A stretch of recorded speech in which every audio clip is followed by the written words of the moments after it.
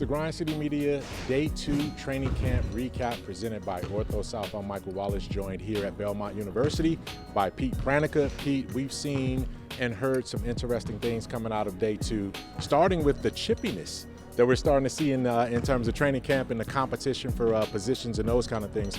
But specifically with Jaren Jackson Jr. and Zach Edey still on the mend, there's going to be some openings for guys to get into that big man rotation. There definitely will be some opportunities, and the guy that I'm looking at is Jock Landale. Now, Jock Landale played over in Europe, and he did play against Tomas Isolo teams, so there is familiarity not only between the two men personally, but with the system that Tomas wants to operate with. And what you look at Jock Landale, what he can do so effectively is be a great screener. And this is going to be a team that's going to use more ball screens than they did in the early part of last season. So Jock Landale is going to be vital to that. The other thing that Tomas Isolo told the media earlier today is rebounding is going to be huge because you're down a couple of bigs. So the bigs that are available have to be really good at rebounding. You don't want to keep sizing down. And as Tomas pointed out, when you size down one spot, you don't just size down one spot. You size down throughout the rest of the roster. Right. And one of the things about sizing down is that guys have to play big. And you said, although you don't want to depend on sizing down,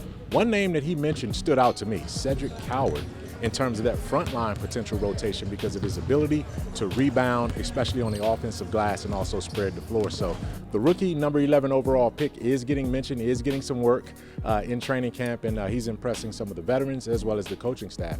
As you move on and you look at GG Jackson, that's another guy who could factor into that front court rotation.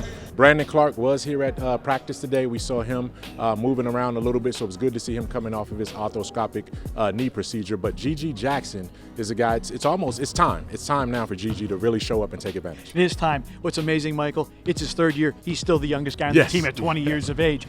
I talked to a number of the players on media day, and when I asked them the question, who is primed for a breakout year, it was unanimous. It was GG Jackson. Because, Michael, you know this as well as anybody, that wing room, if you will, is very, very crowded. There's going to be a lot of competition, but everybody knows that GG certainly has the physical skills to be a fantastic NBA player. And GG even told me a couple of days ago, he said, you know, last year was very, very frustrating for me. I'm in a much better headspace this year. I understand what it takes. And if he can take that adjustment to the court in real time, in real games, it'll be a huge benefit for the Grizzlies. And GG's still growing into his grown man body. You talked about it, 20 years old, still the youngest player on this team. He's gained about 15 pounds. You can see it in his definition, his muscle structure. I mean, GG is ready for the physical role that's going to come with this, as well as the mental role that's going to be key when you talk about the Grizzlies, one of their youngest players developing. The Grizzlies will continue to develop on this very court here at Belmont University going into Day 3 of training camp on Thursday. For all of our training camp coverage, keep it locked on Grind City Media for Grizzlies Training Camp presented by Ortho South.